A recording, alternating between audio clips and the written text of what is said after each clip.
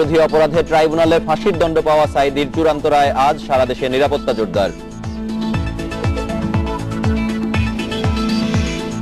জাপানে তৈরি পোশাকের বাজার ধরতে পারছে না বাংলাদেশ। প্রচারণার ঘাটতিকেই বড় সমস্যা বলছেন রপ্তানিকারকরা।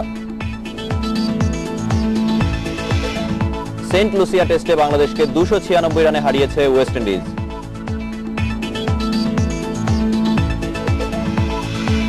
মানবতা বিরোধী অপরাধে মৃত্যুদণ্ডপ্রাপ্ত আসামি জামায়াত নেতা দেলোয়ার হোসেন সাঈদীর ফাঁসির আদেশের বিরুদ্ধে করা আপিলের রায় আজ। প্রধান বিচারপতি মোহাম্মদ মোজাম্মেল হোসেনের নেতৃত্বাধীন 5 বিচারপতির বেঞ্চ আসামি পক্ষ ও রাষ্ট্রপক্ষের করা দুটি আপিলের উপর এই রায় দেবেন। গত এপ্রিল মাসে এই আপিলের শুনানি শেষ হয়। গত বছর 28 ফেব্রুয়ারি সাঈদীর মৃত্যুদণ্ড দেয় আন্তর্জাতিক অপরাধ ট্রাইব্যুনাল। তার বিরুদ্ধে আনা 20টি অভিযোগের মধ্যে ইব্রাহিম কুট্টি ও বিসাব আলীকে হত্যা এবং হিন্দু সম্প্রদায়ের বাড়িঘরে আগুন দেওয়ার 2টি অভিযোগে তাকে মৃত্যুদণ্ড দেয়া হয়। আরো 6টি অভিযোগ সন্দেহাতীতভাবে প্রমাণিত হলেও এর মধ্যেই ফাঁসির আদেশ হওয়ায় সেগুলোতে কোনো দণ্ড দেয়নি ট্রাইব্যুনাল। পরে এই রায়ের বিরুদ্ধে আপিল করেন সাঈদী। অন্যদিকে প্রমাণিত হলেও সাজা না হওয়া 6 অভিযোগে এই জামায়াত নেতার শাস্তি চেয়ে আপিল করে রাষ্ট্রপক্ষ। সুপ্রিম কোর্ট চত্বরে আছেন সহকর্মী ইলিয়াস হোসেন। বিস্তারিত জানাতে তিনি যোগ দিচ্ছেন আমাদের সাথে।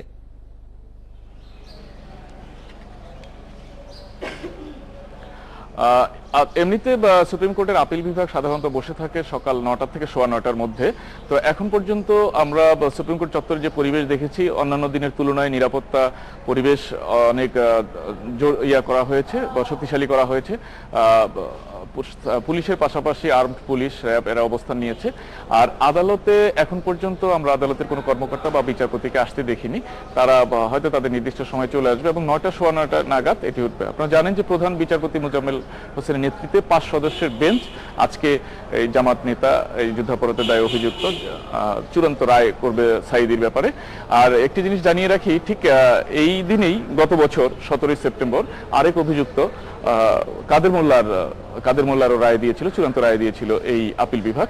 তো সেরকম একই তারিখে কাকতালীয়ভাবে হয়তো মিলে যেতে পারে আজকে এই রায় হতে যাচ্ছে সাঈদীর। তো আমরা অপেক্ষা করছি এখন বিচারপতিদের আসার অপেক্ষায়, এবং আদালত বসবে যখন তখনই আমরা দর্শকদেরকে জানাতে পারবো যে কি চূড়ান্ত রায় কি দিচ্ছে আদালত।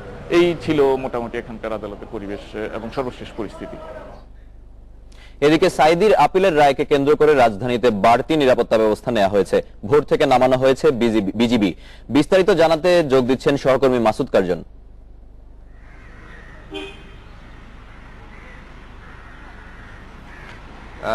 আসলে আজকে আপিল বিভাগের যে সাঈদীর রায় দেওয়া হবে, এই রায়কে ঘিরে শুধু আদালত চত্বর নয়, সুপ্রিম কোর্ট এলাকা নয়, এর আশপাশের বেশ কিছু এলাকা জুড়ে আসলে আইন শৃঙ্খলা বাহিনীর সদস্যরা কর্ডন করে রেখেছে এবং রাস্তা বন্ধ করে রেখে সেখানে যানবাহন চলাচল অনেকটা সীমিত করেছে।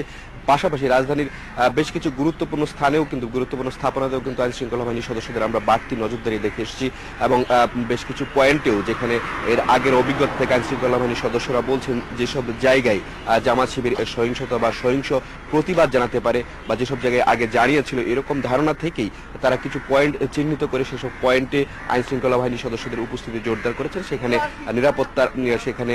নিরাপত্তার পুলিশ বাহিনীর সদস্যদের সেখানে উপস্থিতি বাড়ানো হয়েছে এবং তারা বলছেন যে এর আগে যেরকম সহিংস প্রতিবাদ জানিয়েছে জামাত শিবির এই জামাতের নেতাদের রায়কে কেন্দ্র করে বা রায়কে ঘিরে, সেই অভিজ্ঞতার আলোকেই তারা আজকে শুধু রাজধানী নয় সারা দেশে নিরাপত্তা ছকটি তারা এমন ভাবে সাজিয়েছেন।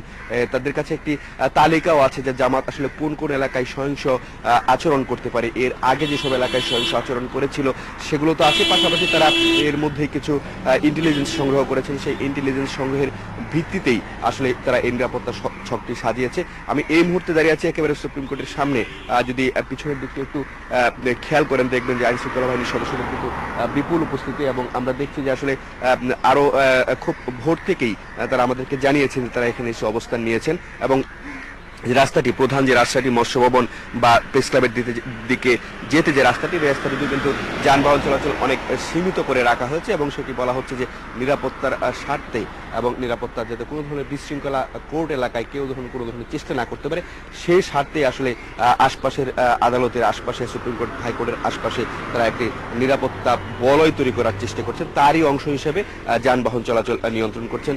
তো বলা চলে যে শুধু সুপ্রিম কোর্ট বা হাইকোর্ট এলাকায় নয়, পুরো রাজধানী জুড়ে একটা বাড়তি নিরাপত্তা এবং সারা দেশেই, যেহেতু এর আগে সাঈদীর যখন রায় হয়েছিল ট্রাইব্যুনাল থেকে ব্যাপক সহিংস প্রতিবাদ জানিয়েছিল জামাত, নানা ধরনের গুজব ছড়িয়ে সেই ধরনের কোনো ধরনের সহিংস প্রতিবাদ, কোনো ধরনের সহিংস আচরণ বা কোনো ধরনের মানে কোনো ধরনের ফৌজদারি অপরাধ বা জানমালের কোনো ধরনের মানুষের নিরাপত্তা বিঘ্নিত না করতে পারে মানে প্রতিবাদের নামে, এই ধরনের তারা সচেষ্ট আছেন। আইন শৃঙ্খলা বাহিনীর সদস্যরা বলছেন তাদের সর্বাত্মক চেষ্টা থাকবে যে সাধারণ মানুষের নিরাপত্তা নিশ্চিত করা এবং কোনো ধরনের বিশৃঙ্খলা এড়ানো বা ঠেকানোই তাদের মূল চেষ্টা। এই ছিল আসলে সাঈদীর রায়কে ঘিরে হাইকোর্ট এবং রাজধানী এবং পুরো দেশের নিরাপত্তার চিত্র।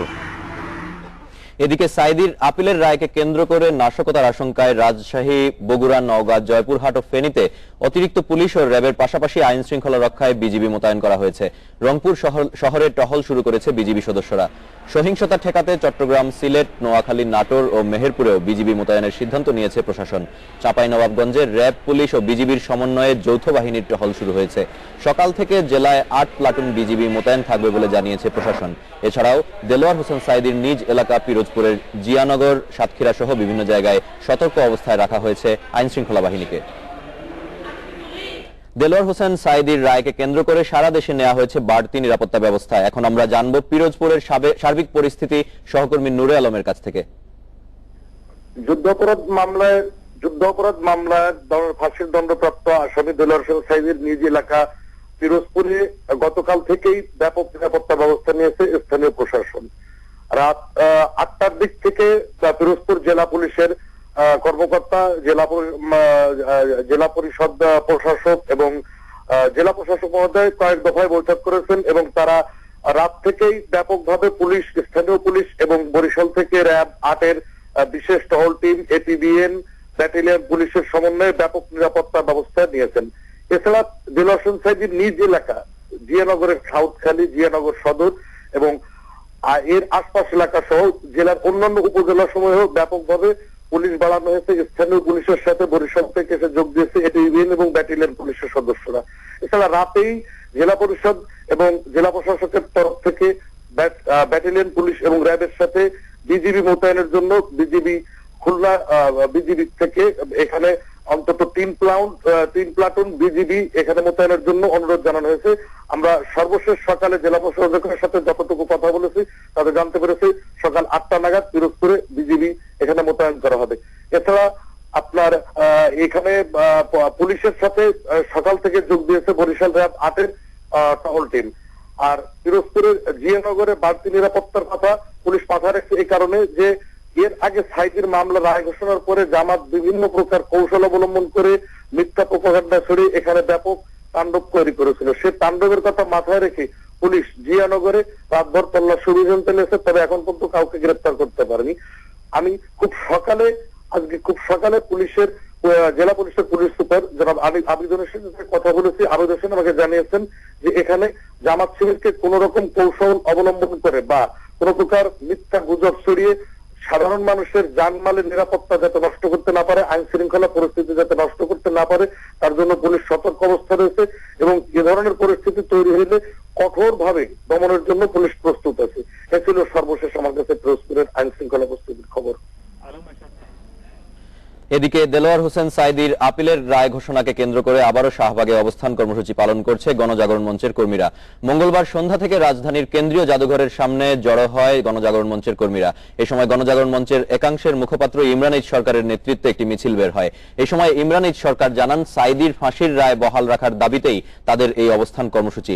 বুধবার সকাল ৮টা থেকে আবারও তারা শাহবাগে জড়ো হবেন এবং দাবি আদায়ে অবস্থান কর্মসূচি চালিয়ে যাবার ঘোষণা দেন মঞ্চের মুখপাত্র। একই দাবিতে শাহবাগের আরেকটি জায়গায় পাশে কামাল পাশা চৌধুরীর নেতৃত্বে অবস্থান করে গণজাগরণ মঞ্চের আরেক অংশ।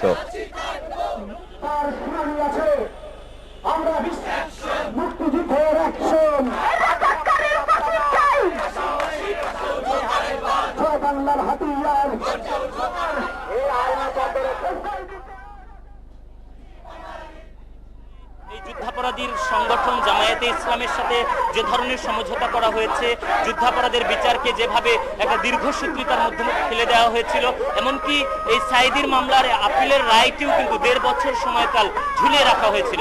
সুতরাং আমাদের কিন্তু এখনো আশঙ্কা কাটেনি। সেই প্রেক্ষিতে আমরা অবস্থান নিয়েছি। সার্বিক পরিস্থিতি জানাতে এখন আমাদের সঙ্গে সাতক্ষীরা থেকে যোগ দিচ্ছেন সহকর্মী আবুল কাশেম। সাইদি রায়কে কেন্দ্র করে জামাতের সহিংসতার বিষয়ে সাতক্ষীরা জেলাবাসীর মধ্যে কিছুটা হলেও উদ্বেগ উৎকণ্ঠা রয়েছে। তবে সচেতন মহল মনে করেন হয়তো সহিংসতার ঘটনা আর তাদেরকে দেখতে হবে না।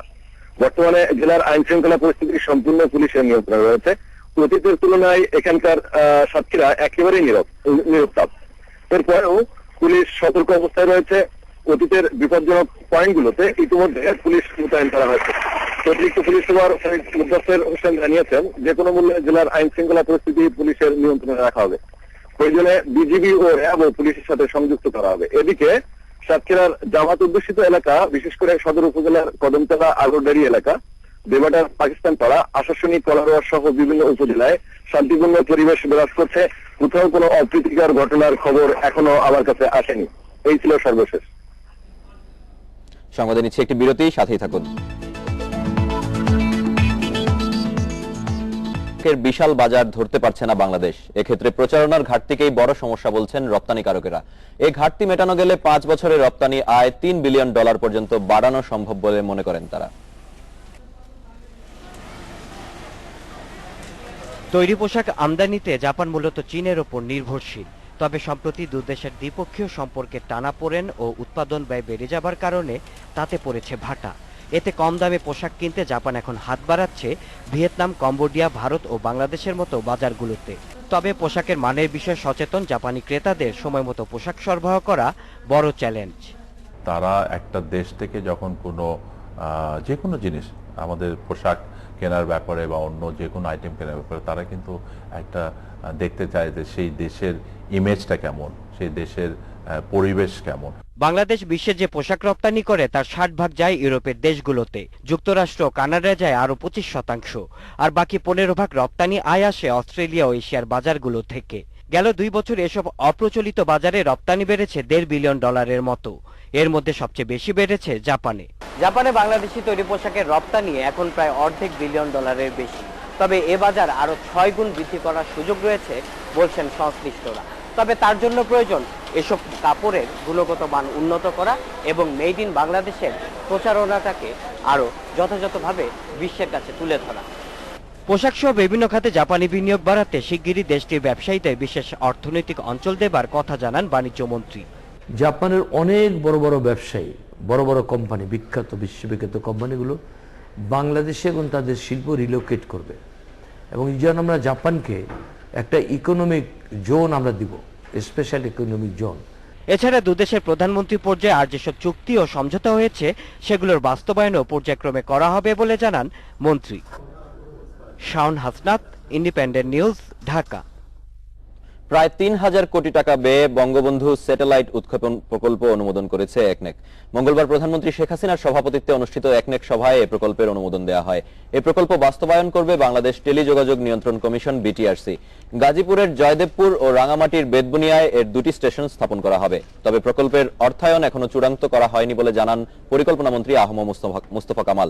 তিনি বলেন, প্রকল্পের কিছু টাকা সরকার দেবে আর বাকিটা বায়ার্স ক্রেডিটের মাধ্যমে অর্থায়ন করা হবে।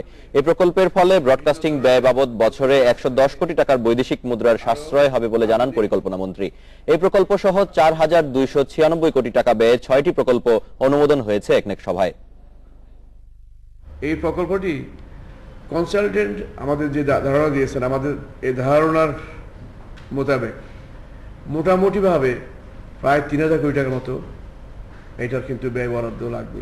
টেলিভিশন চ্যানেল মালিক যারা আছেন তারা প্রতি মাসেই তারা সেই ব্যান্ডউইথ ভাড়া করে নেয়। ভাড়া করে নিয়ে $16,000 থেকে $20,000 প্রতি মাসে ভাড়া দেওয়া লাগে, বিদেশিদেরকে ভাড়া দেয়, এবং এতে করে বছরে প্রায় 110 থেকে 120 কোটি টাকা আমাদের প্রতি বছর আমাদের খরচ হয়। এটি যদি হয়ে যায় তাহলে এটি বন্ধ হবে এবং আমরা সেলফ রিলায়েন্ট হব। রাজশাহী 4 আসনের সংসদ সদস্য এনামুল হকের বিরুদ্ধে জ্ঞাত আয় বহির্ভূত সম্পদ অর্জনের অভিযোগের অনুসন্ধান প্রতিবেদন দুর্নীতি দমন কমিশনে জমা হয়েছে। গতকাল বিকেলে দুদকের উপপরিচালক যতন কুমার রায় এই প্রতিবেদন কমিশনে জমা দেন। প্রতিবেদনে এনামুল হকের প্রতিষ্ঠান এনা গ্রুপের প্রায় 213 কোটি 80 লাখ টাকার জ্ঞাত আয় বহির্ভূত সম্পদের কথা উল্লেখ আছে। এছাড়া জ্ঞাত আয় বহির্ভূত ব্যক্তিগত 2 কোটি 80 লাখ টাকার নগদ অর্থ ও সম্পদের কথা উল্লেখ করা হয়েছে। এসব অসঙ্গতির কথা উল্লেখ করে এনামুল হকের বিরুদ্ধে অনুসন্ধান প্রতিবেদনে মামলা দায়েরের সুপারিশ করা হয়েছে। স্টেটমেন্টটা ছিল শুধু আমার ব্যক্তিগত। আমি দুদক আমার থেকে আমার কোম্পানির স্টেটমেন্ট চায়নি এবং দেওয়া হয়নি। তারা যে সম্পদ দেখাচ্ছে এখন কোম্পানির সম্পদ আর ব্যক্তিগত সম্পদ এটা আলাদা। কোম্পানির সাইকেল আর ব্যক্তিগত সাইকেল কমপ্লিট আলাদা, এবং কোম্পানির কোনো ওয়েল স্টেটমেন্ট আমরা কোনো দুদকে জমাও দেওয়া হয়নি, তারা চায়ওনি। তারা যে আজকে যে বায়াস রিপোর্ট সাবমিট করছে এটাই তার প্রমাণ করে। এবং আমি এখনো চ্যালেঞ্জ করে বলতে পারি আমি ব্যক্তিগত যে হলফনামা এবং যে ওয়েল স্টেটমেন্ট আমি দুদকে সাবমিট করেছি সেটা এবং আমার বাস্তবের সম্পদে একই আছে এবং এর মধ্যে কোনো ভিন্ন এবং জ্ঞাত আয় বহির্ভূত কোনো সম্পদ আমার স্টেটমেন্টে প্রদান করা হয়নি এবং নাই। এই প্রমাণ দুদক কোনোদিনও আমার করতে পারবে না। এই ব্যাপারে দেশের বাইরের খবর। 4 মাস আগে বিপুল ভোট পেয়ে ক্ষমতায় এলেও উপনির্বাচনে হোঁচট খেল ভারতের ক্ষমতাসীন দল বিজেপি। বেশ কয়েকটি গুরুত্বপূর্ণ আসন হারিয়েছে দলটি। শনিবার 9টি রাজ্যে 3টি লোকসভা ও 33টি বিধানসভা আসনের ভোট নেওয়া হয়। বিধানসভার এই 33টি আসনের মধ্যে 24টি ছিল বিজেপির দখলে, কিন্তু এবার উত্তরপ্রদেশে 8টি এবং রাজস্থানে 3টি আসন হারিয়েছে নরেন্দ্র মোদীর দল। এদিকে উত্তরপ্রদেশের 11টি আসনের উপনির্বাচনে 8টিতে জিতেছে মোলায়েম সিং যাদবের সমাজবাদী পার্টি। রাজস্থানের 4টি আসনের 3টিতে জিতেছে সোনিয়া গান্ধীর কংগ্রেস। সিরিয়ার ইসলামিক স্টেটের আশ্রয়স্থলে বিমান হামলা চালানোর পরিকল্পনা করছে যুক্তরাষ্ট্র। আইএস এর গোপন আস্তানা, কন্ট্রোল ভবন ও লজিস্টিক নেটওয়ার্ক এই হামলার লক্ষ্য বলে জানিয়েছেন মার্কিন প্রতিরক্ষা মন্ত্রী চাক হেগেল। মঙ্গলবার মার্কিন সশস্ত্র কমিটির সিনেট বৈঠকে এই কথা বলেন তিনি। এ সময় সিরিয়ার আইএস এর নিরাপদ আশ্রয় ধ্বংস করার অঙ্গীকারের কথাও জানান মার্কিন প্রতিরক্ষা মন্ত্রী। তবে এই বিমান হামলা ইরাকে 2003-এর মার্কিন অভিযানের মতো হবে বলে আবারও আশ্বস্ত করা হয়েছে। 8 আগস্ট থেকে ইরাকের উত্তরাঞ্চলে আইএস এর বিরুদ্ধে বিমান হামলা শুরু করে যুক্তরাষ্ট্র। সম্প্রতি আইএস বিরোধী অভিযান জোরদারের অংশ হিসেবে প্রথমবারের মতো রাজধানী বাগদাদের দক্ষিণাঞ্চলে বিমান হামলা চালায় মার্কিন বিমান।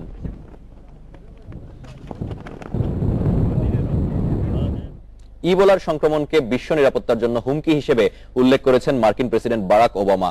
পশ্চিম আফ্রিকায় ছড়িয়ে পড়া প্রাণঘাতী ভাইরাসের সংক্রমণ মোকাবেলায় যুক্তরাষ্ট্রের পরিকল্পনা জোরদারের ঘোষণা দেওয়ার সময় তিনি এই মন্তব্য করেন। সেই সাথে গোটা বিশ্বকেই এই সংকট মোকাবেলায় এগিয়ে আসা উচিত বলে মন্তব্য করেন ওবামা। ইবোলার সংক্রমণ রোধে 500 মিলিয়নের পরিকল্পনা হাতে নিয়েছে যুক্তরাষ্ট্র। পশ্চিম আফ্রিকার দেশ লাইবেরিয়ায় ইবোলা ভাইরাসের সংক্রমণ ঠেকাতে 3000 সেনা পাঠানোর ঘোষণা দিয়েছে দেশটি। মোতায়েন করা সেনারা দেশটিতে স্বাস্থ্যকর্মীদের প্রশিক্ষণ ও ইবোলা আক্রান্তদের জন্য স্বাস্থ্য কেন্দ্র তৈরিতে সাহায্য করবেন। এছাড়া দেশটির সাধারণ মানুষকে সচেতন করতেও তারা কাজ করবে বলে জানানো হয়েছে। ইবোলার সংক্রমণে সিয়েরা লিওন, লাইবেরিয়া ও গিনিতে এ পর্যন্ত 2400 জনেরও বেশি মানুষ মারা গেছে। এদের অর্ধেকেরও বেশি লাইবেরিয়ার নাগরিক। বাংলাদেশ উইন্ডিজ সিরিজ প্রসঙ্গ। পঞ্চম দিনে গড়ায়নি সেন্ট লুসিয়া টেস্ট। সিরিজের শেষ টেস্টে বাংলাদেশকে 296 রানে হারিয়েছে ওয়েস্ট ইন্ডিজ। উইন্ডিজের দেয়া 489 রানের টার্গেটে বাংলাদেশ অল আউট হয় 192 রানে। 4 উইকেটে 269 রানে দ্বিতীয় ইনিংস ঘোষণা করে স্বাগতিকরা। এর আগে প্রথম ইনিংসে বাংলাদেশের সংগ্রহ ছিল 161। ওয়েস্ট ইন্ডিজ অপেক্ষায় ছিল শিবনারায়ণ চন্দরপলের সেঞ্চুরি। চতুর্থ দিনের প্রথম সেশনে ক্যারিয়ারের 30তম টেস্ট সেঞ্চুরি পূরণ করেন চন্দরপল। আগের দিনের 208 রানের সঙ্গে 61 রান যোগ করেই ইনিংস ঘোষণা করে স্বাগতিকরা। বাংলাদেশের টার্গেট দাঁড়ায় 489। অসম্ভব টার্গেটে টাইগারদের শুরুটা চমকে দেওয়ার মতো। শামসুর রহমানের ব্যাটিং নিঃসন্দেহে অস্থিরতার পরিচয় দিয়েছে। ব্যর্থ হয়েছেন এনামুল বিজয়। ধীর স্থির ছিলেন তামিম ইকবাল, তাকে যোগ্য সঙ্গ দিয়েছেন মুমিনুল হক। এ দুজনের দারুণ পার্টনারশিপ ভালো কিছুরই আশা যোগাচ্ছিল। 100 রানের পার্টনারশিপে দুজনেই পেয়েছেন 50। এরপরই ঘটে ছন্দপতন। 59 থেকে 63 এই 5 ওভারে বড় রকমের ধাক্কা খায় বাংলাদেশ। ভাঙে তামিম ও মুমিনুলের 110 রানের পার্টনারশিপ। বিগ বেনের স্পিন তাণ্ডবে 2 উইকেটে 158 থেকে টাইগারদের স্কোর 7 উইকেটে 173।